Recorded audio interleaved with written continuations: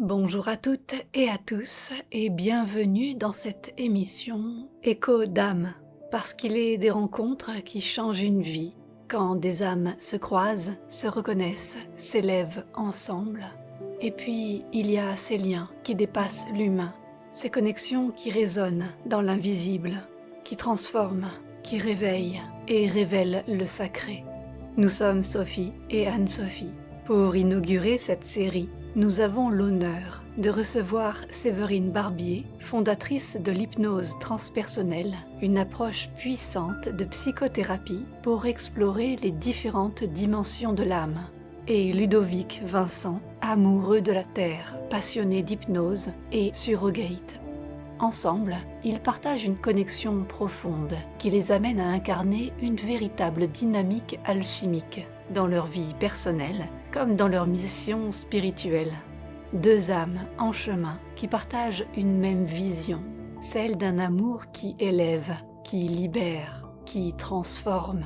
Au fil de cette émission, nous explorerons avec eux ce que signifie être un couple alchimique, comment leurs énergies se complètent et quelles leçons ils ont tirées de leur parcours commun.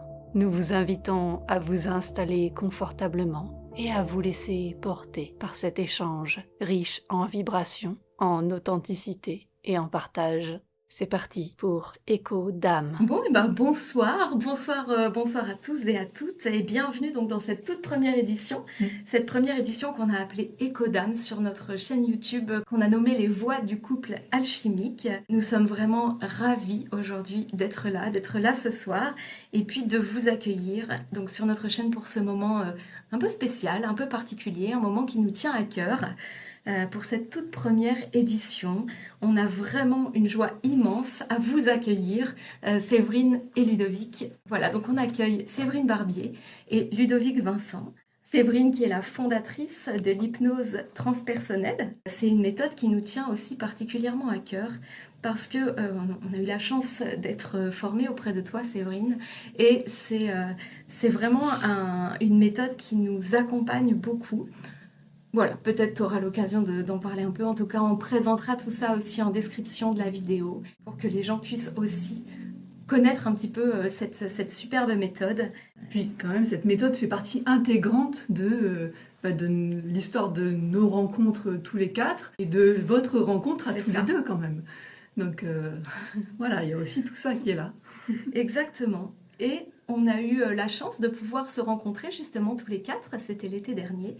C'était vraiment une très très belle rencontre. Elle s'est faite alors qu'elle n'avait pas été spécialement prévue.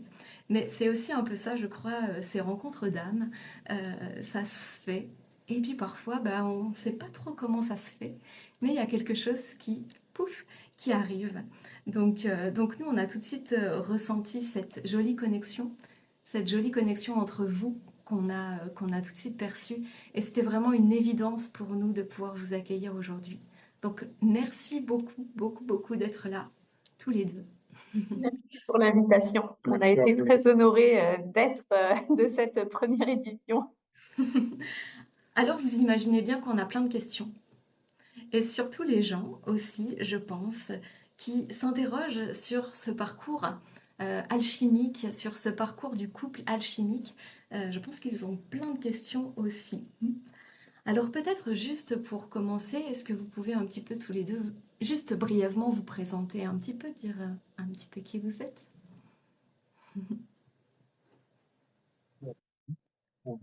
Bah, donc, non, je suis en quête spirituelle, en chemin spirituel depuis les plus jeunes années, je dirais, presque 14 ans, ça a dû commencer pour moi. Et je suis actuellement, mon énergie, c'est plutôt de prendre soin de la terre et du vivant. Je suis futur maraîcher en reconversion. Et c'est vraiment ma source de curiosité, d'exploration, d'expérience. C'est le vivant, surtout végétal et animal. Et, et c'est vraiment l'endroit où on vit, en fait, les 2 hectares de terrain qu'on a aujourd'hui en Dordogne me permettent d'exprimer pleinement cette curiosité et ce que j'ai à être et que j'incarne pleinement au quotidien, je dirais.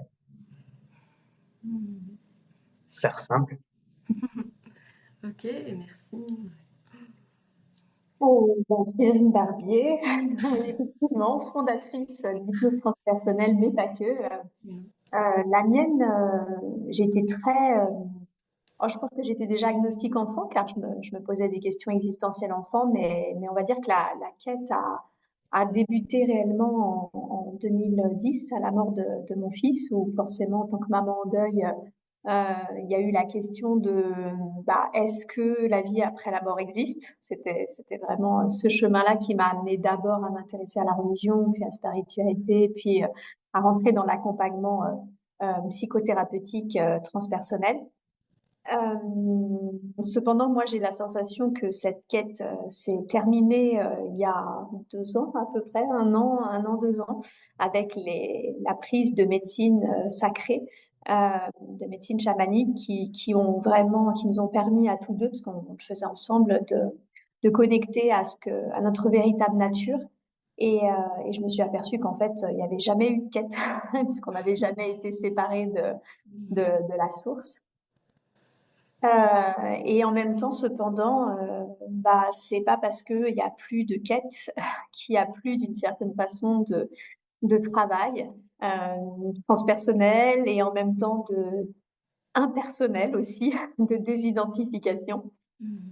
Et c'est vrai que il y a 2 ans et demi maintenant, la rencontre avec Ludo, ça a vraiment eu pour effet de euh, aussi bien la rencontre avec Ludo et les médecines sacrées, justement, ont été tous deux un grand facteur de réalisation. Voilà comment je le dirais, de retour vers soi. Voilà. Ok. Merci pour cette jolie présentation. On a envie, juste, tu l'as un peu évoqué, mais justement, on a un peu envie de savoir comment est-ce que vous vous êtes rencontrés? Comment est-ce que ça s'est fait, cette rencontre? Je trouve que je dis tout ça parce que l'histoire est vraiment longue et très intéressante, mais je vais tâcher de faire quelque chose de plutôt résumé. Au départ, moi, je suis plutôt tombé sur ces séances d'hypnose transpersonnelle et c'est un sujet qui était c'était un point de curiosité extrêmement important à ce moment de ma vie quand je suis tombé dessus. Et pour moi, c'était qu'une voix, en fait. J'avais aucune idée à quoi elle ressemblait. J'écoutais juste les séances sur YouTube. Et j'avais une voix, j'écoutais ça dans mon ancien job. J'étais magasinier et je préparais des cartons toute la journée. Et j'avais les écouteurs, en fait, et j'entendais sa voix. Et j'étais vraiment passionné d'hypnose, d'hypnose d'exploration de vie. Et j'étais très intrigué de ce qu'elle faisait, en fait. Selon moi, elle jouait avec les cieux, en fait. C'est comme ça que je le décrivais. Et je me disais, cette personne a quelque chose que j'aimerais tellement comprendre, j'aimerais le vivre, j'aimerais le faire vivre aux autres. Et j'ai écouté une cinquantaine de séances, ce qui représente plus d'une centaine d'heures d'écoute. Et c'est passé pas mal de tourments dans ma vie à ce moment-là, la perte d'un proche. Et en fait, il se trouve que je suis tombé quelques jours après sur une publication sur son Facebook d'une formation qui avait lieu à 1 heure de chez moi. Elle donnait une formation à Nancy, donc très proche de chez moi. Et comme vous le disiez tout à l'heure, les rencontres un peu mystérieuses de la vie, au hasard de quelques péripéties. Je me suis inscrit à cette formation, j'avais et le temps libre et l'argent pour m'inscrire. Et en fait, je me suis mis assis dans cette salle de formation et dès la première heure, j'ai compris que j'ai vécu une reconnexion d'âme. À ce moment-là, je ne savais pas l'expliquer réellement, mais je me suis mis à trembler sur ma chaise, je me suis mis à transpirer alors que il faisait 14 degrés dans la salle de formation, on n'avait pas de chauffage. Je transpirais à grosses gouttes et je comprenais pas ce qui m'arrivait. Je pouvais pas mettre de mots sur ce qui se passait. Mais la journée se passe et je sais pertinemment que je suis à ma place, à un grand carrefour de la vie en fait, et que je suis présent à un rendez-vous qu'on s'est donné il y a je ne sais combien de temps. J'ai cette conviction. Et dès le premier jour, elle nous fait une petite hypnose d'une demi-heure. Et là, je nous vois tous les deux sur une plage, main dans la main. Et je comprends pas du tout ce qui m'arrive, mais je sais pertinemment qu'on va vivre quelque chose ensemble. J'étais à ce moment-là loin d'imaginer ce qu'on allait vivre, mais je sais au fond de moi qu'il va se passer quelque chose. Et après, pendant les 10 jours de formation, j'ai tâché de garder ça pour moi le plus possible Et je t'en remercie. pour pas la perturber. Et disons que les 4 mois qui ont suivi cette formation, j'ai fait tout mon possible pour lui faire comprendre que je n'avais pas choisi ce qui se passait, que ça allait bel et bien arriver, que j'y avais foi, en fait, et il suffisait qu'elle y croie, en fait, et qu'elle accepte d'entendre que je ne suis pas fou et que j'ai bien vécu quelque chose d'incroyable.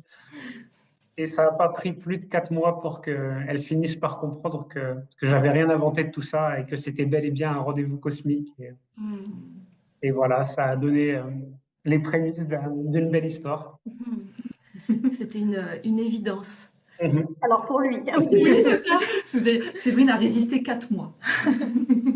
parce que c'était très difficile pour moi, parce que moi, j'ai pas eu de signe, mais vraiment, mais aucun. Et c'est vrai que c'était, moi, dans mes valeurs, déjà, c'était hors de question, jamais avec un stagiaire. Donc, j'étais la formatrice et lui, le stagiaire. Et même si on est adulte, je sais qu'il peut y avoir quand même une posture haute, une posture basse du fait d'être enseignante à ce moment-là. Et je sais que ça peut biaiser du coup ce qui peut être ressenti pour la personne que l'on voit toute la journée en train de parler, qui nous donne du savoir, etc. Et du coup, et comme je percevais quand même beaucoup d'admiration, voilà, moi je me suis vraiment mis ça sur le côté un peu transfert contre transfert. Et sur l'aspect aussi un petit peu le fait que forcément c'est une approche de connexion de cœur à cœur et il n'est pas rare quand on se connecte avec cette approche de ressentir la sororité ou notre lien d'âme en tant que frère d'âme en fait. Quelle que soit la personne en fait. Et je me disais, bah, tu sais, enfin, j'ai tellement eu de consultants qui avaient à la fin de leur séance l'impression qu'on avait un lien particulier, alors que moi, ce que je ressens à chaque fois, c'est cette connexion tout simplement d'âme à âme que l'on a avec toute âme dès l'instant qu'on est connecté au cœur. Donc pour moi, je mettais vraiment ça sur ce compte-là. Je sortais moi-même d'une relation compliquée, lui aussi. Et il y avait cet aspect en plus où je lui disais souvent non, t'es pas du tout mon genre, c'est hors de question. Donc pour moi, c'était pas une évidence quoi. Et ces 4 mois ont été plus que nécessaires, déjà juste au fait de me laisser apprivoiser pour qu'on devienne amis. Je crois que ça a vraiment commencé comme ça. Alors cette posture, en effet, là, tu parles de la posture d'enseignante et du stagiaire ou quoi, ça, on sourit en entendant ça parce que ça fait écho finalement un peu à notre parcours et à notre histoire. Moi, Sophie était ma consultante, on peut le dire comme ça. À l'époque, j'étais sa sophrologue et du coup, voilà, il y avait ce rapport là aussi et j'avais quelque chose de très très droit comme ça, de dire, mais non en fait. Enfin, tu vois, donc voilà, donc c'est marrant ça. Ok. Tu comprends. Je comprends. Je comprends. Et j'ai mis plusieurs mois à l'apprivoiser aussi. Je les soupçonne, ils préparent leur plan comme ça. Hein, Mais avec le recul, je lui dis, c'est un peu facile, tu as été hyper aidé, tu as tremblé, il a eu une montée vibratoire, il a tremblé sur sa chaise pendant 4 jours, il a eu, au cours de 2 sessions d'hypnose transpersonnelle durant la formation, des informations sur notre couple à venir. Je lui dis, moi, j'ai rien eu, en fait, c'est de la triche. Et oui, et je sais pas, j'ai cette question qui vient, comment ça serait passé si toi, tu avais eu aussi les mêmes signes? Tu vois, est-ce qu'il y aurait pas, à ce moment-là, est-ce que ça aurait pas amené quelque chose de peut-être de différent, de déstabilisant, ou tu vois, il y aurait peut-être eu aussi quelque chose. C'est sûr que si j'avais, je remercie d'un côté de ne pas avoir eu des signes, en tout cas en début de formation, parce que je pense que ça, c'est évident que ça m'aurait extrêmement perturbée. Et d'ailleurs, je lui ai dit souvent, je te remercie de n'avoir rien dit avant la fin de la formation, parce qu'il a vraiment attendu que la formation s'arrête. Et il m'a écrit le lendemain, il m'a dit qu'il avait canalisé un texte et du coup, il m'a envoyé ce texte canalisé. Et merci pour ça. Oui, c'est sûr que ça m'aurait perturbée. Maintenant, de toute façon, on sait que tout a une justesse et une raison d'être, donc c'est que ça devait être fait comme ça, quoi. Et du coup, j'ai plein de questions moi, qui arrivent. Du coup, à quel moment est-ce que vous avez peut-être mis un mot où on parle de couple alchimique, où on parle de relations sacrées comme ça? Est-ce que à un moment donné, vous avez perçu ça vraiment? Vous avez mis ce nom-là dessus? ou c'est venu parce que vous avez entendu et que vous êtes dit, bah oui, ça correspond un peu, ou comment ça s'est passé par rapport à ça? Je vais répondre, mais tu compléteras si toi tu l'as Bien sûr. vécu différemment. En tout cas, Sûr. pour moi, euh, bah, comme je l'ai dit, c'était mon ego faisait vraiment de la résistance. C'est-à-dire que même quand au bout de 4 mois, on s'est vu, on est sortis ensemble. Et en fait, bah, Ludo habitait dans le nord-est, moi à Bordeaux à l'époque. Et en fait, bah, il a débarqué directement chez moi et je sentais que tout mon ego se rebellait comme ça en me disant, attends, déjà, moi, je voulais pas de cette relation. En plus, bon, d'accord, je veux bien être en relation, mais j'ai jamais demandé à ce qu'il débarque chez moi tout de suite. Donc, il y avait beaucoup de dégoût à ce niveau-là, beaucoup de fermeture de cœur à ce niveau-là. Et du coup, j'étais pas sympa. Vraiment, je crois que c'était horrible parce que je me reconnaissais pas dans le sens où d'habitude je suis quelqu'un plutôt douce et généreuse et avec lui, en fait, plus je sentais qu'il m'admirait et plus j'avais envie de casser cette image-là. C'est très bizarre, mais c'était comme si c'était hyper important pour moi qu'il se fasse pas de film qui me voit en tant qu'humaine, c'est-à-dire que j'avais besoin qu'il voit mes lumières, certes, mais surtout j'avais besoin qu'il voit mes ombres et j'avais l'impression qu'il les voyait pas. Donc du coup, je ressentais que bah, toutes mes ombres ressortaient comme pour les lui jeter à la figure et qu'il arrête d'avoir ce regard d'admiration pour moi et qu'il voit finalement, j'ai envie de dire, quelque chose de plus réaliste, de plus terrestre. Donc il y a eu déjà ça, très fort. Et ce qui m'a fait moi personnellement réaliser que là on était vraiment dans quelque chose d'alchimique, c'est le fait que en les 6 premiers mois, on s'est séparés 4 fois. Et en fait, à chaque fois, on était incapable, en tout cas, bon, je vais parler pour moi, mais moi j'étais incapable de ne pas donner de nouvelles plus de 48 heures. Systématiquement, dès le lendemain, on se rappelait, on se revoyait, etc. Et au bout de la 4e fois, donc au bout de 6 mois, je lui ai dit, bah écoute, parce que moi j'avais tendance du coup, en rejetant toutes ces ombres-là que j'avais besoin qu'il les voie, ça réveillait plein de choses chez moi. J'ai eu besoin de lui dire, bah en fait, bah moi, il faut que j'arrête de crier parce que je criais beaucoup et puis lui, il fuyait. Du coup, ça me fermait et il fuyait. Et je lui ai dit, bah écoute, peut-être qu'il faudrait qu'on arrête de se séparer parce que de toute façon, on en est apparemment incapable et peut-être qu'on pourrait apprendre bah, à communiquer. Surtout que c'est mon métier de faire apprendre à communiquer les êtres. Donc, peut-être apprenons à communiquer, c'est-à-dire moi à parler sans crier et toi à ne pas fuir, à t'ouvrir quand tu sens que ça bloque entre nous au lieu de te refermer et de fuir. Et en fait, à partir de ce moment-là, ça a tout changé, quoi. On a vraiment senti, le chien doit sentir notre bonheur parce qu'il veut absolument participer. Et, et on a vraiment senti, bah, ça a été la dernière fois, donc c'était 6 mois après le début de notre relation. Et, et à partir de ce moment-là, le fait de rentrer, ça ne veut pas dire qu'il n'y a pas eu d'autres problèmes, enfin d'autres difficultés. Mais aujourd'hui, je les vois plus comme des difficultés parce que c'est plus des ajustements qui ont été faits du coup au fur et à mesure. Et c'est vrai qu'ayant tous les deux, prenant tous les deux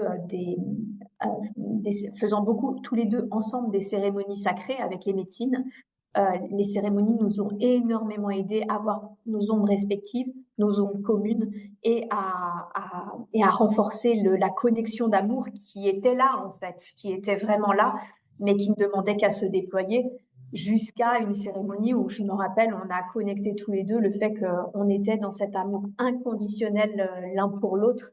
Et je crois que quand on a reconnecté ça, à ce moment-là, ça a été une évidence que ben, on voudrait plus jamais faire du mal à l'autre, en fait. Donc, dès l'instant qu'on sent que ça bloque, que ça coince, que l'autre est blessé ou se sent incompris, moi, je le vois bien tout de suite. Si c'est Ludo qui est dans cette posture, moi, je vais essayer de voir qu'est-ce qui fait qu'il se sent pas compris, qu'est-ce dont il a besoin et de trouver ensuite, de faire preuve d'assertivité, de trouver ensuite un, un équilibre pour nous deux, mais l'inverse est vrai aussi, et c'est ça qui est très beau. Je sais pas si toi tu l'as peut-être vécu différemment. Non, je suis tout à fait d'accord. Et oui, je l'ai vécu différemment, mais ça rejoint ce que tu dis. On a vraiment ce couple alchimique, on a pris du temps à le construire et à s'apercevoir au final, au fond, on espérait la même chose de cette relation. On avait vraiment ce côté, euh, la vie vient t'offrir maintenant ce que tu as toujours attendu dans un couple, mais c'est pas sans effort. Et on avait un peu la même conception de l'amour et la même conception du rapport à l'autre dans une relation. On avait en fait la même vision du couple et les mêmes attentes, la même ambition en tout cas de construire ce couple alchimique. Et au départ, c'est pas du tout ce qu'on faisait. Et donc, on a ajusté énormément nos comportements l'un envers l'autre, mais nos personnalités aussi pour pas aller heurter l'autre à chaque fois. Et on a senti que on va dire, de tension en tension, ça devenait de moins en moins important, ça prenait de moins en moins de place, mais surtout, euh, on arrivait toujours mieux à comprendre l'autre et à s'ajuster pour aller valider aussi sa pertinence. Et je vais le dire comme ça. C'est la manière dont je voyage.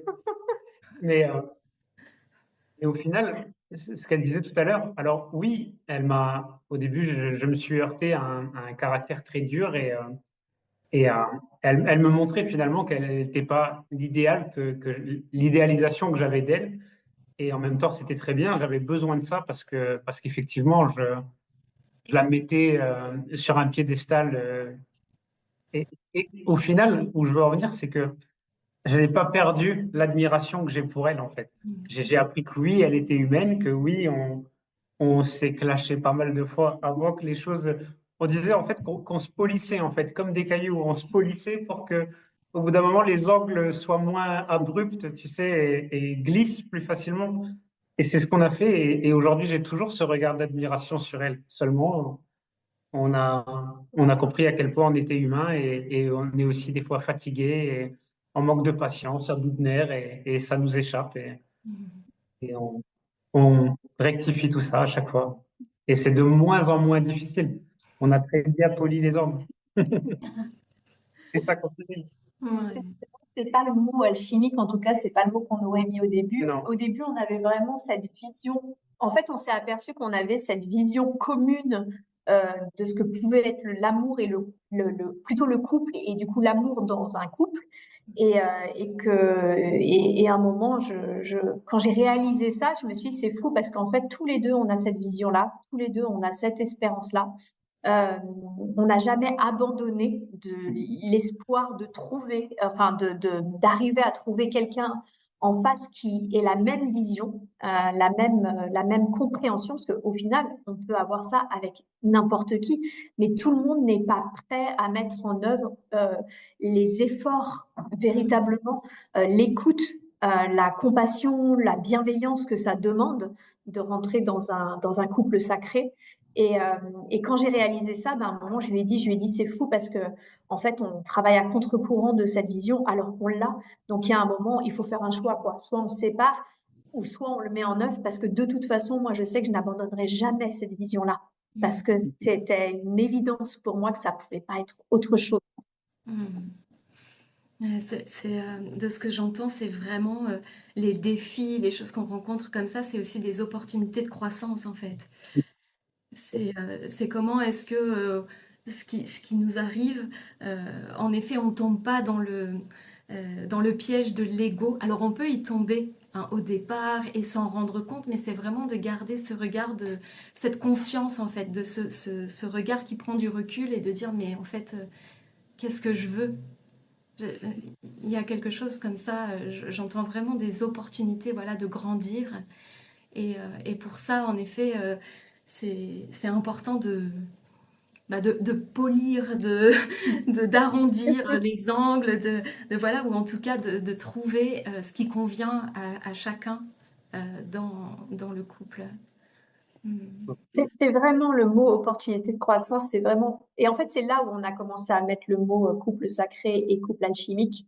C'est vraiment quand on s'est aperçu à quel point notre couple et les médecines sacrées nous avaient propulsés dans des niveaux de conscience. Je crois même que même si on en avait la vision, je crois même qu'on ne pouvait pas imaginer les niveaux de conscience qu'on allait toucher du doigt d'une manière paroxystique. mais aussi intégré au quotidien parce que je suis quelqu'un d'extrêmement speed, toujours en train de faire quelque chose, etc. Donc, je peux très vite me perdre dans le stress ou la fatigue. Et surtout, quand je vois le genre d'être que j'ai pu être par le passé, que plus jeune dans mes couples, etc., j'aurais jamais pu imaginer pouvoir atteindre ce niveau de stabilité, d'écoute, et intérieure, mais également, du coup, parce qu'en fait, ça ne marche que comme ça, quoi. C'est parce que je m'écoute enfin et parce que je sais écouter l'autre que ça fonctionne. Et, euh, et ça a été, oui, c'était une croissance en termes de conscience phénoménale. Mhm. C'est vraiment intéressant et j'ai vraiment envie de l'appuyer. Là, ce qui est soulevé finalement, ce qui est mis en lumière, il y a cette notion en effet d'observer et d'accueillir ces défis de vie, là, ces moments un peu difficiles où on rencontre les angles de l'autre. Et c'est cette notion d'apprentissage et d'entraînement finalement. C'est quel choix on fait. Et peut-être au début, en effet, ça clash fort. Et puis au fur et à mesure, on adapte, et puis ça clash de moins en moins, et puis on fait des vrais choix.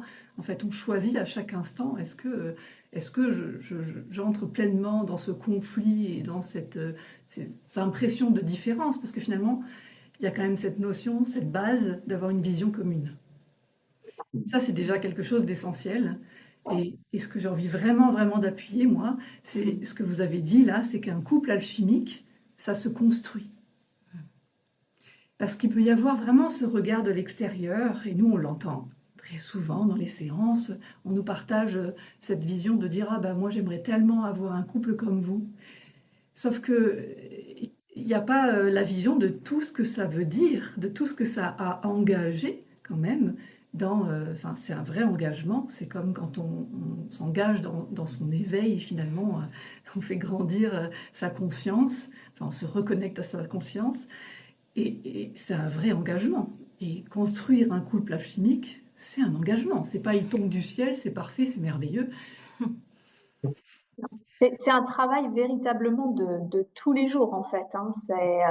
Et qui n'est pas fini et qui ne sera jamais fini parce que bah, on a eu d'autres défis récemment, on va en avoir d'autres à venir. Ne serait-ce que c'est bête, hein, mais un chiot, en l'occurrence, Vaiko, qui a 9 mois, mais qui ressemble, enfin, qui est grand comme un poney, bah forcément, quand il y a un poney à la maison de 9 mois, c'est du défi entre nous parce que bah, c'est des bêtises, c'est des pipis partout. Ça a été vraiment un petit peu sport au début. Et en fait, on s'est aperçu que bah, déjà, il nous continuait de nous faire travailler, mais que même pour nous, du coup, s'accueillir l'un l'autre dans ce nouveau défi, c'était comme un peu une préparation justement à la naissance de ce bébé, parce que du coup, je suis enceinte de 5 mois. Et on sait que c'est encore un nouveau défi parce que de couple alchimique, on doit essayer, enfin, j'allais dire on doit, mais en même temps, je sais que ça se fait. Mais il y a ce déploiement en tant que famille sacrée maintenant euh, et à venir et que ça va forcément la fatigue, la nouveauté, le changement de rythme euh, occasionner de nouveaux défis pour créer cette famille sacrée, mais également pour que l'on reste un couple aussi, parce que moi souvent, et c'est ce que j'ai tendance à dire à mes consultants, il n'y a pas de couple si on ne sait pas d'abord écouter soi, et il n'y a pas de famille s'il n'y a pas de couple en fait. Donc ça va toujours dans le sens de bah, je m'écoute d'abord, puis en même temps je trouve un équilibre avec mon couple, et en même temps dans ce couple-là je trouve un équilibre avec la famille, parce que si euh, il y a un des domaines qui n'est pas répondu ou qui est trop sollicité par rapport à un autre, ou un autre qui est trop laissé tomber, bah ça marche plus non plus en fait. On ne sera jamais une famille si on n'est pas un couple solide, et on ne sera jamais un couple équilibré si on ne se respecte pas, si on ne s'aime pas.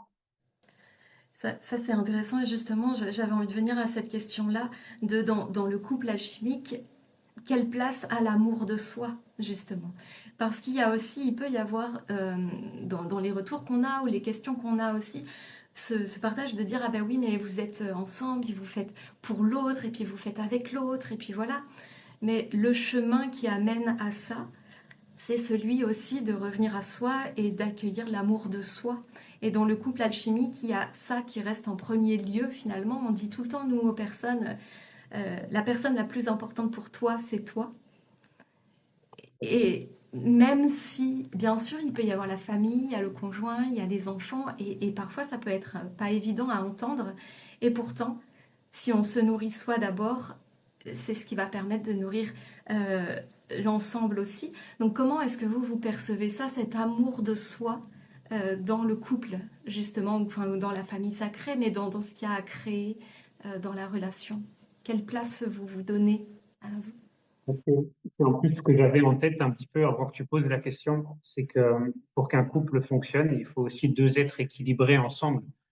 Il faut, ce que j'allais dire pour compléter ce que Séverine disait tout à l'heure, c'est dans une famille harmonieuse et aimante, il faut pas oublier qu'on est un couple avant tout, sinon on se perd nous-mêmes.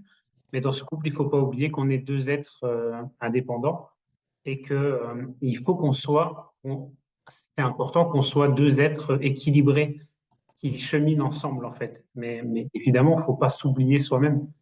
Et de toute façon, j'ai envie de dire, les plus grands secrets de l'éveil, c'est que ce qu'on recherche à l'extérieur, ce qu'on recherche chez l'autre, on le possède à l'intérieur de nous. Et il faut apprendre à avoir ce regard plein d'amour sur nous-mêmes et se dire qu'on mérite tout cet amour, qu'on mérite cette personne à nos côtés.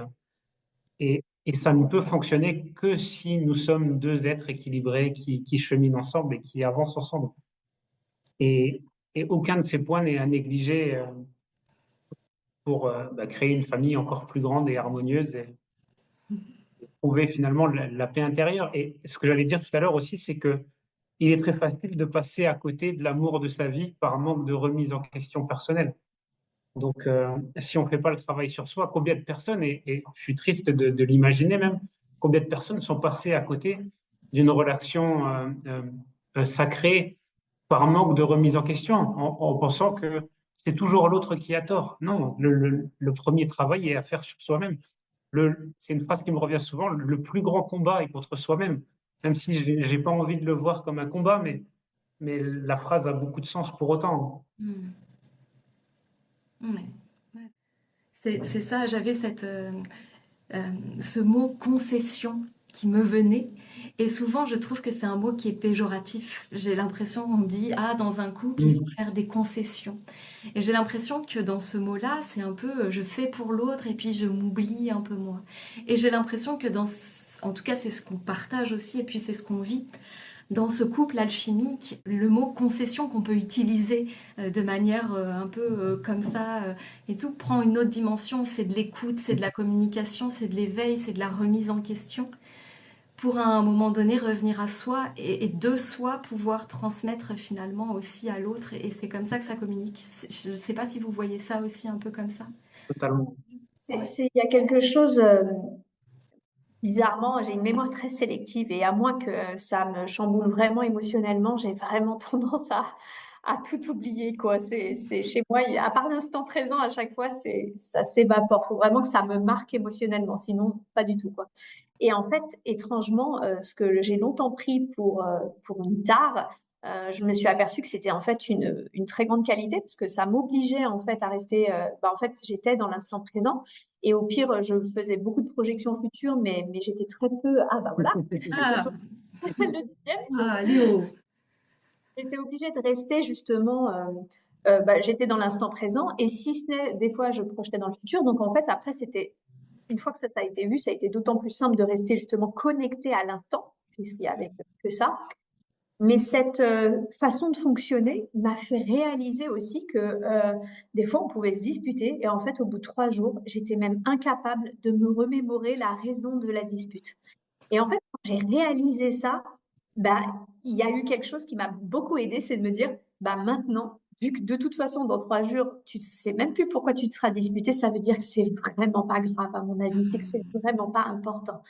Et ça, du coup, ça m'a vraiment permis sur le moment, à chaque fois, de lâcher prise, de me rendre compte à quel point c'était des tensions souvent dues à une incompréhension ou à de la fatigue, mais pas réellement à quelque chose qui était fondamentalement important pour moi, comme un appel de l'âme, etc. Parce que ça, quand c'est le cas, quand je sens que c'est vraiment quelque chose qui va à l'encontre de mes valeurs, je sens que ça appelle fort intérieurement. Mais quand on regarde la plupart des accrochages, c'est vraiment rien en fait. C'est très souvent soit la fatigue, soit de l'incompréhension, soit une interprétation, soit tout simplement en fait juste, en tout cas quelque chose qui n'a pas d'importance et qui mérite pas autant justement d'ondes négatives autour de ça, puisque dans 3 jours ce sera complètement terminé. Et c'est vrai qu'aujourd'hui, avec les expériences du soi qui s'intègrent de plus en plus, il y a de toute façon une sorte de notion d'acceptation qui est, je sais que tout est juste, tout est parfait et tout se déploie à l'instant. Donc, il n'y a qu'à accepter ce qui est. Et accepter ce qui est, c'est accepter le fait que bah, des fois, c'est des moments de lumière et puis des fois, c'est des moments d'ombre et qu'il n'y a pas de jugement de valeur dessus et que bah, finalement, on peut avoir 2 avis très différents ou 2 visions très différentes. Ça reste juste une réalité subjective. En soi, il y a rien de bien, rien de mal. C'était vraiment ça. Et ça a été vraiment important pour nous puisque nous, on s'est rendu compte qu'on avait toujours les mêmes visions. On partage tout, on a les mêmes visions de la vie.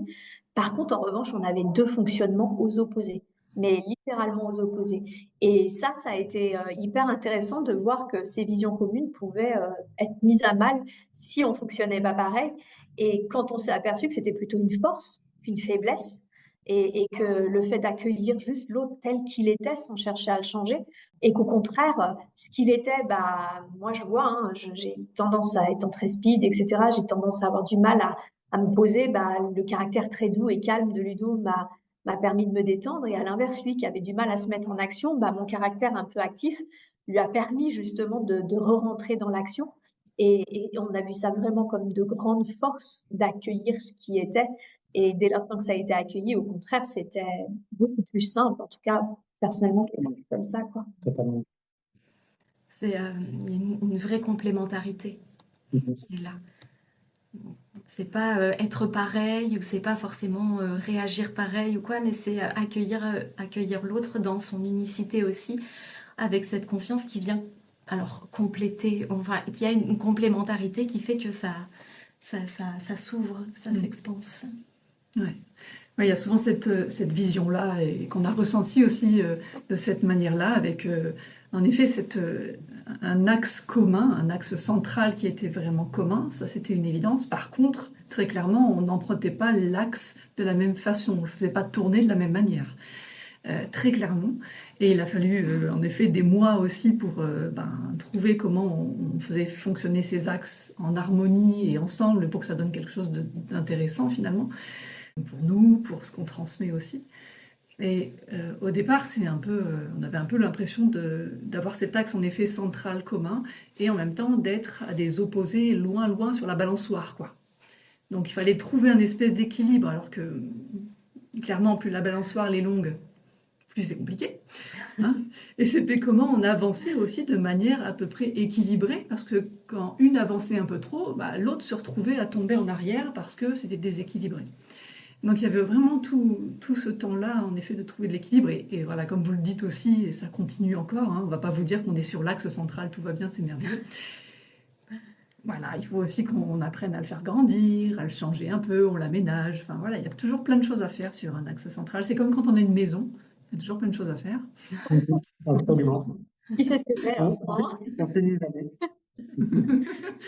C'est un peu ce principe-là, ça s'entretient, quoi. Il y a vraiment ce mouvement-là. Et aussi, quand vous parliez de ce phénomène, enfin, Ludo, tu sais, tu parlais du fait qu'on voit en l'autre, l'autre nous fait finalement ressentir quelque chose d'intense. Et souvent, dans les écueils, nous, qu'on peut observer dans nos accompagnements, souvent l'écueil, c'est d'avoir l'impression, en effet, que c'est cet autre qui est responsable, en fait, de ce ressenti-là, qui est responsable de cette joie, de cet amour intense qui se vit à l'intérieur. Alors qu'en réalité, comme tu le disais, c'est juste révélateur de ce qui est là-dedans en soi. Cet autre, parfois on entend, c'est le miroir. Et vraiment, nous, dans les ressentis, dans les visions qu'on a pu avoir aussi, c'est plus qu'un miroir. C'est comme si finalement le branchement se fait, on arrive à un torus ou quelque chose qui permet de tourner, on sent en soi cette énergie qui circule, et on se dit oh, c'est l'autre qui fait circuler. Non, tu es en train de ressentir ton énergie à toi qui circule. Parce que l'autre, justement, est conducteur, mais c'est toi que tu ressens là. Et voilà, et ça, je trouve que c'est vraiment important d'avoir cette notion-là parce que c'est cet amour de soi qui construit tout. Et en effet, si on reste juste dans cette vision que c'est l'autre qui est extraordinaire et qui amène tout et qui change tout de la vie et qui est finalement le seul décideur du bonheur ou non, mais on va pas très loin. Et ça, c'est vraiment chouette. Il y a une vraie justesse parce qu'au début, Ludo, il était vraiment dans cet aspect-là, hein, mais même est-ce que je mérite ce genre de couple? Il y avait tellement de questions à ce sujet et du coup, je me disais, mais c'est évident parce qu'en fait, c'est qui tu es qui amène en fait ce genre de couple. Parce que si c'était seulement moi, bah, tous mes couples auraient été sacrés. Et c'était pas le cas. C'est le fait que justement, tous les deux, on est certes cette vision commune du couple sacré et ce courage de le mettre en œuvre, parce que ça demande du courage comme disait si justement Ludo, de travailler sur son ego, parce que c'est là où ça travaille fort fort dans le couple sacré et c'est forcément, c'est pas l'autre, hein, c'est vraiment soi qui est remis en cause à chaque instant. Et quand il y a ces deux choses-là, cette compréhension de ces deux choses-là, c'est là où ça se déploie, où l'alchimie justement se fait. Donc oui, c'est très juste. Ça m'arrive encore parfois de me demander, moins fréquent, mais ça m'arrive tout de même de me demander qu'est-ce que j'ai fait pour mériter tout ce bonheur finalement, hein. Il y a une phrase que j'ai entendue il n'y a pas très longtemps qui m'a plu et qui disait: La vie a tendance à donner à ceux qui donnent et a tendance à prendre à ceux qui prennent. Et quand j'ai entendu ça, je me suis dit: j'ai dû donner beaucoup de ma personne certainement parce que on m'a rendu 1000 fois plus que ce que j'aurais pu espérer de la vie. Donc je suis dans une gratitude infinie tous les jours, du réveil au coucher. Et, et c'est juste incroyable de vivre ça, il faut le dire aussi, bien sûr. C'est vrai, c'est beau. Je crois que merci de partager ça parce qu'en effet, on sent ça rayonne en fait. Là, on voit que ça rayonne chez vous. Du coup, j'en perds mes mots. Euh, mais ça me touche beaucoup en fait ce que tu partages parce que ça vient toucher un espace aussi, un espace de moi où par moment, en effet, il y a ce truc-là de dire waouh quoi. J'ai vraiment de la chance de pouvoir vivre ça. Et je crois que dans ce couple-là aussi, il y a cette notion de joie et cette notion de gratitude qui est importante d'être là et aussi cette notion de choix. Souvent, Sophie partage ça. Alors, je ne sais pas si c'est encore le cas, mais elle me disait, tous les matins, en fait, je fais le choix de continuer de m'investir dans cette histoire, dans cette construction, dans ce parcours.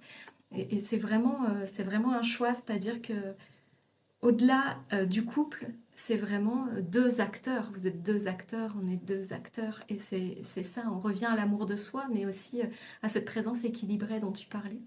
Et donc voilà, je crois qu'il y a cette notion de reconnaissance, de gratitude. Dis-moi que tu te dis ça tous les matins encore. Oui, mais bien évidemment. C'est ça, c'est le renouvellement à l'instant présent de tout ce qui se vit finalement. On est toujours décideur de ce qui se passe. Et Séverine, tu parlais de courage. Et c'est tellement ça, c'est tellement le mot.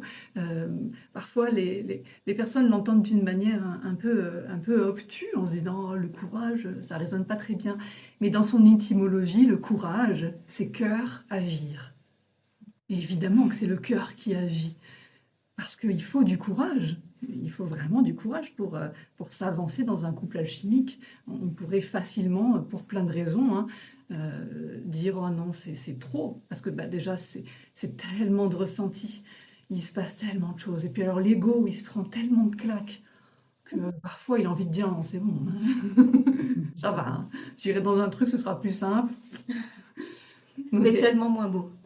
Mais bien Oui, sûr. c'est ça. Mais c'est ça, et je le vois encore cette semaine, hein, c'est ce que je dis, c'est pas parce que tu disais quelque chose tout à l'heure tellement juste, Sophie, c'était le côté, bah oui, c'est comme, enfin, j'ai eu l'image vraiment, on est sur une poutrelle, et comme en fait on est tout le temps en mouvement, bah l'équilibre, il est à trouver à chaque instant dans le couple, parce qu'il y en a un qui recule, il y en a un qui avance, et du coup, faut toujours retrouver l'équilibre, en fait, parce que, bah, il y a jamais, à part ce que l'on est vraiment, il y a jamais d'immobilité dans la réalité subjective.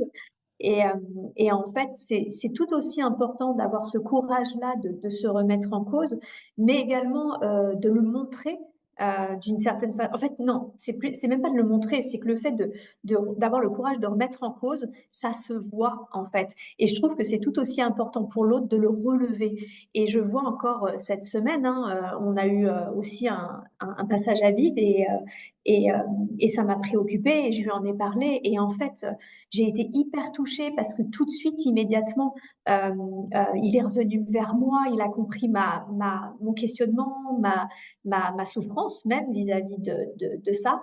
Et en fait, c'était beau parce que, je me sentais entendue dans ce que je ressentais, mais en plus parce que je voyais qu'il avait encore ce courage-là, qu'il avait encore cette envie-là, et c'était vraiment beau de le voir encore et toujours renouveler justement, j'ai envie de dire, ce vœu de continuer d'alchimiser notre couple, de le rendre encore et toujours plus sacré.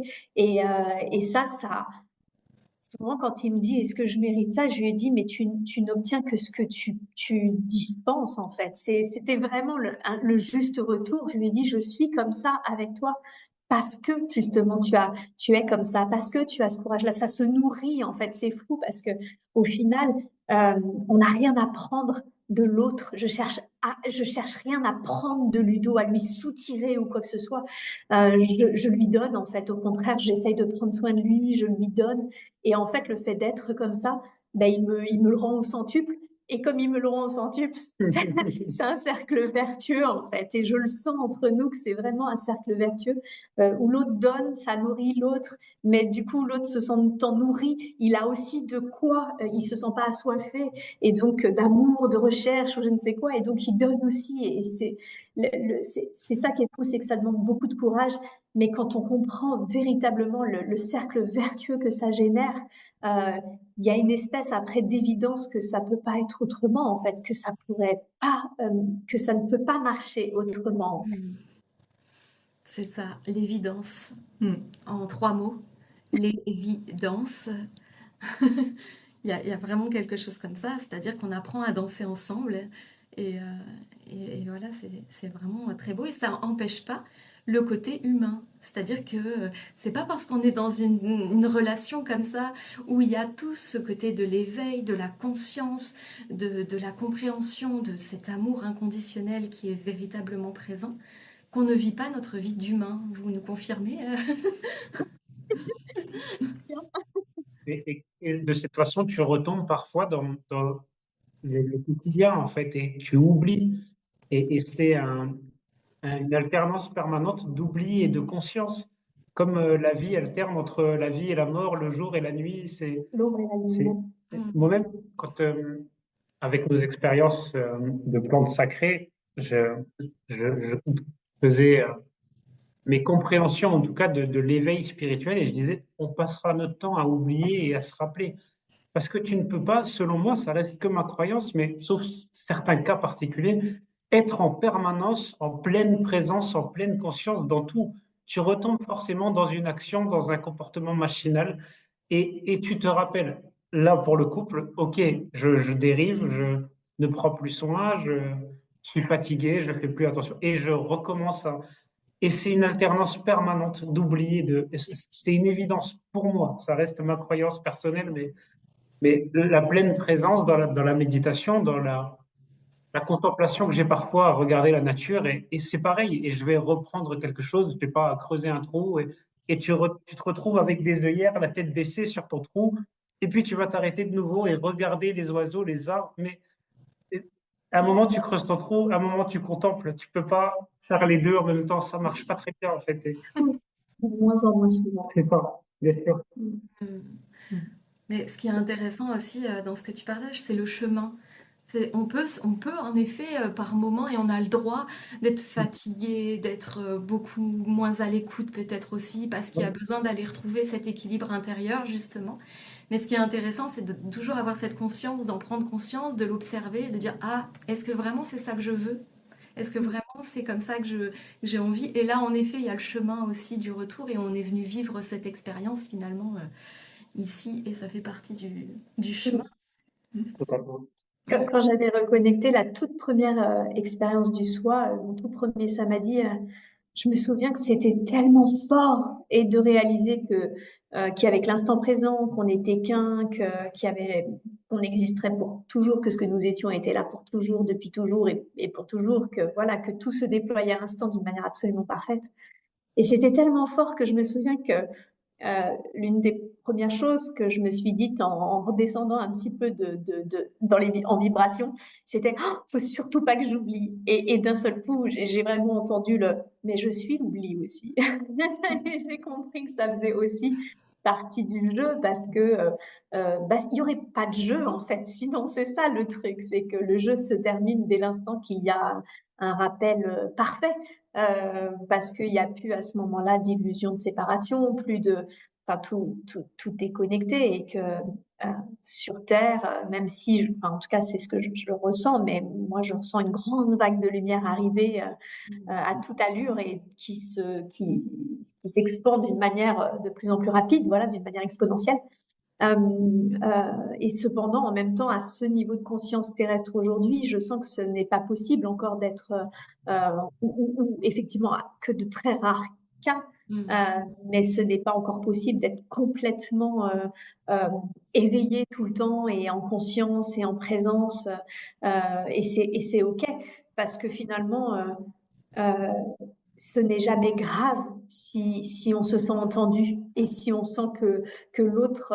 C'était presque, je suis presque retombée amoureuse à ce moment-là quand je l'ai vu débarquer dans la chambre de bon matin, euh, parce que je me suis dit, waouh, il signe là. Ce que tu disais, hein, c'est tous les matins je fais ça et je me réengage. Bah là, c'était ça, j'avais vraiment l'impression qu'il signait en conscience et du coup. Ça n'a aucune importance quand on se sent écouté, quand on comprend, parce que moi aussi, je cherchais à comprendre ses raisons à lui, parce que forcément, il en a, sinon il ne le ferait pas. Et quand on se sent compris, que l'autre aussi se sent compris et que on le revoit signer, bah ouais, moi je suis encore plus amoureuse. C'est très juste ce que tu partages. Ouais. Ouais, c'est vraiment quelque chose qu'on expérimente aussi. Et, euh, et tu vois, c'est marrant, là, dans cette notion de si on montait, une fois qu'on a fait une expérience comme ça, en effet, du soi, et qu'on restait là-haut, en effet, on joue plus. Et alors, l'image que j'ai eue, c'est la première fois que j'ai ça, c'est très drôle, j'ai vu un flipper. Tu sais, c'est comme quand on envoie la petite bille, et si elle reste en haut, il se passe plus rien, en fait. Si elle est coincée, qu'est-ce qu'on fait? On tape sur le flipper pour qu'elle redescende, en fait, parce qu'elle tape là, elle va là, pif. Et finalement, c'est ça le jeu. Et c'est vraiment chouette. Et si je sais pourquoi j'ai cette vision, c'est parce que j'ai trouvé une petite bille de flipper il n'y a pas longtemps dans la rue devant chez nous. Ah bah voilà. Voilà pourquoi. Et je l'ai gardée en me disant pourquoi je la garde. Bon, je sais pourquoi maintenant. Mais Pas de jeu. C'est ça. c'est magique. Et c'est vraiment et comme vous disiez, là, cette notion de finalement, on expérimente, oui, on retombe dans le quotidien, il y a des tensions, il y a des choses comme ça qui se créent. Et voilà, et l'idée, c'est, je connais le chemin, je sais comment c'est, et de l'autre côté, je sais comme c'est vertueux, je sais comme c'est beau, et je sais que c'est ça que je veux, très clairement, c'est ma vision, c'est notre vision commune, et c'est comment je réemprunte à nouveau ce chemin, et finalement, plus je l'emprunte, plus je le connais parfaitement, après je le connais par cœur, et plus ce sera facile d'y retourner. Parce qu'au début, c'est un peu, bon, il faut... Au début, ça fait mal à Ouais, au début, c'est dans la savane, comme Ludo au début, là, quand tu déblayais un peu la forêt devant chez vous, là, avec, En machette. ouais, c'est ça. Fallait faire le passage, et puis bon, bah après, finalement, ça se déblaye, puis plus on passe dessus, et plus bah, ça devient facile, et puis finalement, après, il y a des panneaux carrément qui réindiquent comment on y retourne. Bon, Ça veut dire, si tu voyais le chemin aujourd'hui dans la forêt, ah, j'en c'est étais très sûre, facile. je le savais. En tout cas, dans cette notion de couple alchimique aussi, souvent on entend que le couple est là pour porter une mission, une mission collective, un peu une mission d'apporter quelque chose dans ce nouveau monde. Il y a un peu ces idées qui sont là. Est-ce que vous avez l'impression d'avoir cette mission commune, là, cette mission d'apporter quelque chose? Et si oui, qu'est-ce que c'est? Est-ce que... Alors franchement, pas du tout. Ouais, ok. En tout cas, on l'a jamais évoqué comme ça. Euh, c'est évident, en fait, je crois par contre que, bah, en fait, mais ça c'est ma croyance, c'est le fait que pour moi, le but ultime d'une âme, c'est de revenir à elle-même. C'est que la conscience se rappelle d'elle-même. C'est vraiment pour moi le but ultime d'une âme qui s'incarne et du coup d'être incarnée. Et être incarné, c'est vraiment être, donc ce qu'on est, c'est-à-dire l'amour et la lumière dans l'incarnation. Et ça, je crois que c'est vraiment le but ultime d'une âme et c'est pour ça que ça commence forcément par soi et que d'une certaine façon, ça se multiplie quand on peut le vivre justement après au sein d'un couple, puis au sein d'une famille, et au sein d'un groupe d'amis, et au sein d'un collectif, parce que bah, comme tout est interconnecté, vu qu'on est un, moi, j'ai pas cette mission-là parce que en fait, je sais que ça se fait dans le sens où comme on est interconnecté, il peut pas en être autrement. Je sais très bien que quand on travaille que quand je travaille sur moi, je travaille en réalité pour le collectif. Je travaille pour mon couple, je travaille pour mes amis et tout. On est un. Il peut vraiment, pour moi, pas en être autrement. Et au-delà de ça, bah, peut-être qu'effectivement, d'un point de vue subjectif, donc terrestre, euh, la vision de notre couple, et je pense que c'est aussi l'objectif de cette chaîne, c'est d'inspirer en fait. C'est de réaliser qu'avec courage, avec un gros travail sur l'ego, sur la personnalité, bah, c'est possible en fait. C'est possible si les deux personnalités font ce travail-là. Euh, et donc, bah oui, peut-être que ce couple inspire, et tant mieux si c'est le cas. Mais de toute façon, l'objectif, c'est toujours soi parce qu'il n'y a jamais eu personne d'autre en face, de toute façon. C'est vrai, exactement. Exactement ça correspond très très bien à ce que, enfin, ça nous parle beaucoup. C'est ce qu'on ressent aussi, c'est ce qu'on entend aussi. Et souvent, il y a cette question qui dit, ah, mais vous avez une mission commune, il y a une mission, voilà. Mais la mission commune, finalement, elle est d'être et de rayonner cet amour, cette lumière. Et voilà, parfois, on peut avoir, nous, cette impression, mais peut-être parce que on travaille ensemble, nous, on a cette mission de travailler ensemble tout le temps, que finalement, cette union va décupler un petit peu cette énergie. Mais j'ai tout à fait cette sensation, et c'est ce que j'entends, que finalement, qu'on travaille ensemble ou pas, ou quoi, il y a toujours ce fait que c'est... enfin... Ce que je remarque, c'est que, et ce qui me vient là, quand je t'écoute, c'est ce que j'entends, c'est le côté, mais de toute façon, quand il y a cette vision commune et une vision réalisée du coup de ce que nous sommes, c'est-à-dire l'amour, la lumière et que nous sommes un, il y a forcément la lumière génère toujours plus de lumière en fait, et surtout quand elle se regroupe. C'est vraiment le 1 plus 1 égale 3.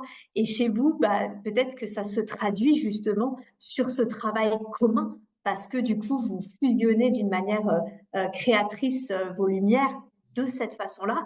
Chez nous, c'est vrai qu'on ne travaille pas ensemble.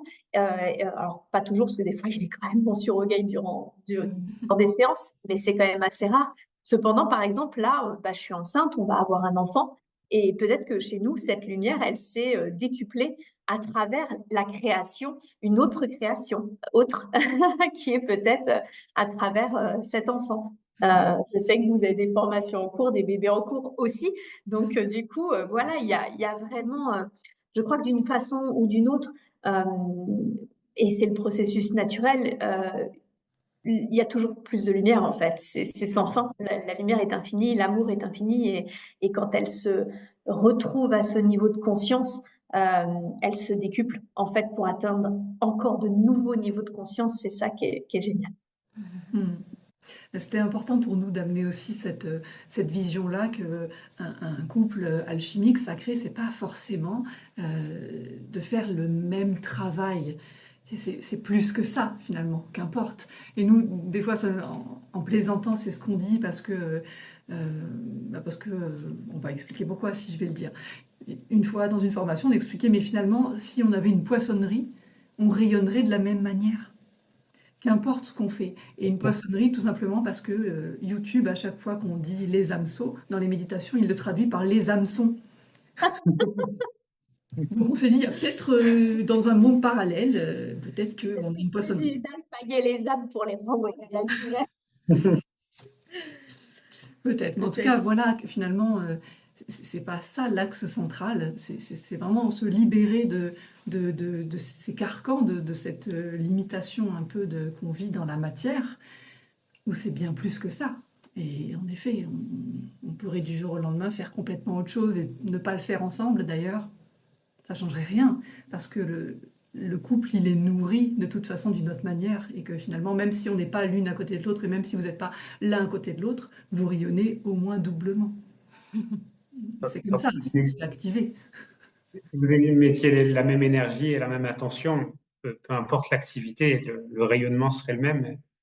Nous, on plaisante souvent à dire qu'on prend soin du vivant, mais sous deux aspects différents. Séverine est donc thérapeute et aide les humains à aller mieux, à mieux traverser leur existence. Et moi, je suis plus basé sur l'animal et le végétal, mais notre lieu de vie ici, on se dit un peu que c'est le lieu de la lumière. En fait, le solstice, c'est l'endroit où on prend soin de la lumière, qu'elle soit humaine, animale ou végétale ou autre, en fait. Et on a l'impression de faire le même travail, seulement de l'avoir euh, dirigé vers des êtres différents. C'est ça. Toi, Ludo, tu es aussi thérapeute. C'est ça, exactement. Ça Exactement, marche aussi. Ouais. totalement. Hmm. Hmm. Ok. Bon, on pourrait en parler pendant des heures. Mais on trouve que c'est super passionnant parce que ça amène beaucoup, beaucoup de choses.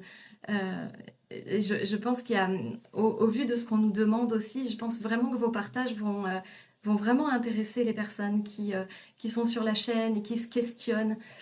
Voilà, des personnes qui sont et dans un couple déjà et qui savent pas trop si justement ils sont dans ce couple alchimique ou pas, parce que au final c'est une étiquette qu'on met pour reconnaître certaines choses, mais voilà, ils peuvent se questionner et je pense que ça va leur amener beaucoup enfin voilà, beaucoup d'éclairage, d'éclaircissement. Et puis aussi les personnes qui sont en parcours. C'est comme ça que voilà, qui sont dans un parcours ou aussi dans des phases on a senti une connexion et puis il y a ces séparations. Est-ce que ça veut dire que c'est tout fini ou pas? Est-ce que voilà, il y a cette évidence? Enfin, tout ça et tout ce que vous partagez, merci beaucoup de le partager parce que je pense vraiment que ça va éclairer beaucoup de choses Mm. sur des questionnements. Et c'est chouette de pouvoir avoir votre vision. C'est chouette parce qu'en plus, il y a la vision complètement humaine et on sait à quel point vous aimez aussi être là, être sur Terre, vivre cette vie aussi d'humain qui est là. euh, avec du bon... j'allais parler fromage, Séverine, mais c'est pas le bon... C'est-à-dire, ne me parle pas. Mais non, mais oui, parce que, enfin, honnêtement, j'aurais jamais cru. Ma vie a été tellement chaotique plus jeune. J'ai fait une tentative de suicide à 14 ans. J'ai vraiment cru mourir quand mon fils est décédé. J'aurais vraiment pas cru pouvoir dire que j'aimerais un jour ma vie au point où je l'aime aujourd'hui. Euh, et vraiment, je crois que ça, c'est vrai. Enfin, pour tous les couples, je crois que vraiment c'est possible pour tous si, et il y a vraiment deux conditions sine qua non pour moi. C'est si vous êtes vraiment prêt à d'abord vous regarder là pour le coup le nombril, parce que c'est véritablement d'abord soi, euh, toutes ces ombres, d'aller mettre en lumière toutes ces ombres pour aller les accepter, pour aller les accueillir, parce qu'une fois qu'elles ont été vues, accueillies, bah, bizarrement, elles sont beaucoup plus lumineuses. Donc, je crois que ça, c'est vraiment, ça commence par ça. Mais aussi, et il faut être très clair là-dessus, et moi, je vois trop de couples, étant moi-même effectivement psychopraticienne, j'en ai du monde qui défile dans mon cabinet et je vois trop de couples qui s'illusionnent, c'est-à-dire qui sont vraiment dans des couples avec des comportements toxiques, des fois de part et d'autre, mais des fois clairement du partenaire en face. Et l'autre travaille sur elle, donc c'est OK. Sauf qu'en face, il n'y a rien. Et il y a un moment, je crois qu'il faut arrêter de s'illusionner. Un couple, c'est un tango, c'est une danse à deux. Et vraiment, si l'autre ne veut pas danser, on peut pas le forcer. Et c'est vraiment complètement OK. Mais dans ce cas-là, arrêtez de perdre du temps parce que des couples qui croient en cette vision du couple sacré, il y en a. Et ça, c'est clair. Nous, au début de notre rencontre, Ludo avait une addiction au cannabis. Et ça, cette énergie-là, pour moi, c'était clairement, mais impensable dans mon couple, en fait. Euh, et je lui ai dit très clairement, je lui ai dit, en fait, je peux parfaitement comprendre que toi, tu aies envie de continuer d'avoir cette énergie dans ta vie. Je lui ai dit, mais moi, par contre, c'est clair et net que je sens que c'est pas OK et que ça le sera jamais.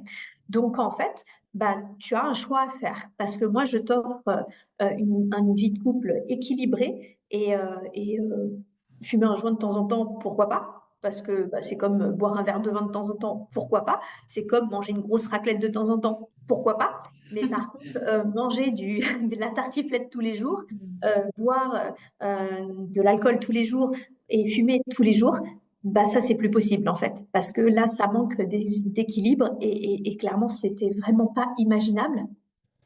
Et en fait, c'est là où j'ai vraiment vu qu'il avait véritablement cette vision du couple sacré, parce que moi je lui ai pas mis d'ultimatum, je lui ai juste expliqué que je comprenais qu'il avait un choix à faire, que je le respecterais, mais par contre là pour le coup je me respectais assez pour ne pas tomber justement dans un couple toxique. Et je vois trop de personnes justement qui s'illusionnent, qui voient très bien le défaut de l'autre, mais soit elles ne s'aiment pas assez pour faire preuve d'assertivité, ou soit du coup elles pensent qu'elles vont le changer. Mais non, en fait, on change jamais personne. Moi, je n'ai pas changé Ludo.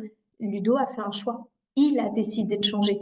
Et ça fait une grande, grande différence. Donc, j'aimerais vraiment, voilà, c'est les deux conseils. C'est êtes-vous prêt à regarder vos ombres véritablement et à travailler sur vous et votre ego. Ça va aussi bien dans le non, mais j'ai toujours raison, etc., que le je ne m'aime pas, parce que ça reste de l'ego, le manque d'estime de soi, que justement aussi dans le côté ah non, mais c'est sûr, je vais arriver à faire changer l'autre, ou non, mais c'est sûr, je fais un déni total de voir qu'en face, ça ne veut pas ou ça ne partage pas cette vision-là. Merci beaucoup de préciser ça parce que en effet, euh, l'illusion peut faire beaucoup de dégâts et c'est important de ramener cette notion de respect de soi. On est aussi dans cette notion d'amour, d'amour de soi, c'est ce qu'on disait, mais dans un couple à la fois, en premier lieu, on est un acteur. Et ça, c'est vraiment important. Ça, c'est un message vraiment chouette de partager ça parce qu'on voit beaucoup de gens qui s'illusionnent et qui attendent. Il y a des gens qui sont dans un parcours comme ça et je le dis sans aucun jugement et avec beaucoup d'amour parce que chacun fait le chemin aussi à son rythme. Mais en effet, de leur exprimer que quand ça fait 20 ans qu'il y a une attente que l'autre puisse donner un signe ou que l'autre puisse changer ou que voilà, peut-être c'est à un moment donné qu'il y a aussi quelque chose en soi à aller regarder pour pouvoir s'octroyer ce bonheur qui est finalement pas accessible à une seule élite. Le couple alchimique, c'est pas pour voilà un petit groupe comme ça réservé, voilà, qui a une mission de faire s'éveiller l'amour, mais c'est vraiment accessible à tout le monde en fait, d'un point de vue terrestre, d'un point de vue humain, je veux dire. Et, euh, et donc Et c'est ce qu'on est, en fait. C'est, c'est ce qu'on est. Donc, c'est revenir à soi, c'est revenir à ce que nous sommes. est-ce que ce serait le conseil, là, si en quelques mots, le conseil, ce serait ça vraiment de revenir vers soi, de revenir à soi en premier lieu? Dans le D'acc- vrai soi, c'est-à-dire vraiment dans le cœur, Ouais. dans l'amour. Hmm. Merci beaucoup. Ouais, ouais, c'est vraiment cette notion-là, ce que j'entends. Merci beaucoup, Séverine, et merci beaucoup à Ludo, Ouais. parce que c'est vrai, il y a cette notion de revenir à soi, dans son cœur, dans ce respect de soi, dans cet amour de soi. Et en même temps, on l'entend dans ce couple, eh bien oui, il y a ces moments où c'est important de regarder l'autre, de comment il la vit, de ce qui se passe. Donc il y a tout un équilibre en fait à trouver. Et ça, c'est vraiment fort, je trouve, à vivre. Et c'est ce qui fait que dans ces moments où peut-être on est vraiment axé sur l'autre pour plein de raisons, et c'est pas bien ou pas bien, parfois il y a besoin. Et du coup, on s'éloigne un petit peu de son axe à soi. Et puis voilà, et puis on retrouve ce chemin-là, on retrouve cet équilibre. Et en effet, on revient à cette notion de danse, cette danse où parfois on a des mouvements qui sont parfaitement syntonisés et c'est très harmonieux. D'autres moments, ça cafouille un peu, on se marche sur les pieds. Mais c'est pas grave, voilà, on se dit ok, oui, non, je crois que là c'est moi, ok, non, je comprends, oui, enfin, voilà. Et donc ça, c'est juste magnifique, c'est cette communication qui va faire grandir en soi, déjà, c'est déjà fort, et du coup dans le couple aussi. Ok. Est-ce que vous avez envie de... Ça a figé peut-être? Est-ce que vous nous entendez encore? Oui, ça a lagué une seconde. Ok. Ok. Est-ce que pour terminer ce moment, parce que voilà, on va tenir en haleine nos auditeurs et les gens qui sont là, qui vous pourrez vraiment mettre en commentaire ensuite si vous avez des questions, s'il y a d'autres choses qui vous viennent, parce que ça pourra venir aussi inspirer d'autres moments de live, d'autres vidéos. En tout cas, est-ce que Ludo ou Séverine, vous avez un mot de la fin, j'ai envie de dire, un mot que vous avez envie de partager, ou peut-être un sujet qu'on n'aurait pas évoqué, quelque chose que vous avez envie de poser là, pour terminer ce moment? Oui, pour moi, c'est évident que je souhaite à tout le monde d'avoir la chance de connaître ça dans sa vie, parce que j'ai la conviction que au plus profond de nous-mêmes, c'est ce qu'on recherche tous, que pour la plupart des êtres, ce qu'ils ont besoin, c'est d'être vus, d'être entendus et d'être aimés profondément. Quand je dis d'être vu, c'est j'existe. J'existe pour moi, mais j'existe aussi pour quelqu'un. Et je pense que c'est ce qu'on recherche tous. Et que, pareil, encore une fois, sans jugement, comme vous l'avez dit tout à l'heure, sans juger qui que ce soit, parce que chaque expérimentation a une raison d'être. J'ai juste envie de dire que les êtres les plus en souffrance sur cette terre, sont en souffrance par ce manque d'amour, souvent qui a débuté dans l'enfance. Et donc, le manque je n'ai pas été vu, je n'ai pas été entendu, je n'ai pas été aimé comme j'aurais dû être aimé. Et c'est ce qui crée, sans aucun jugement, mais des gens qui peuvent être nocifs pour les autres ou très acariâtres, très, très durs envers eux-mêmes et envers les autres. Donc, je ne peux que souhaiter à tout le monde d'être touché par la grâce de cet amour incroyable qui embellit, parce que vraiment, j'ai la conviction que c'est ce qu'on recherche tous, que la lumière fasse le reste. Merci beaucoup. Merci beaucoup pour ce partage. Mm. C'est un mot de la fin, toi? Je reste vraiment marquée par ce message-là. Je l'ai noté et je l'ai même encadré. C'est vraiment cette notion qu'un couple alchimique, ça se construit. Et ça, je trouve ça vraiment très beau parce que ça amène aussi plein de joie de se dire que c'est pas figé, c'est pas juste, c'est une étincelle qui touche et puis ça s'arrête là. Non, après, il y a encore tout à construire, à monter, à changer, à retravailler. Et c'est ça qui est juste merveilleux de se dire, voilà, on s'avance dans un chantier pour la vie, là, un chantier qu'on va pouvoir améliorer, retravailler, modifier, perfectionner. Voilà tout ce qu'on a envie de faire. Et ça, c'est juste incroyable de se dire que on a tout ça devant soi, en soi.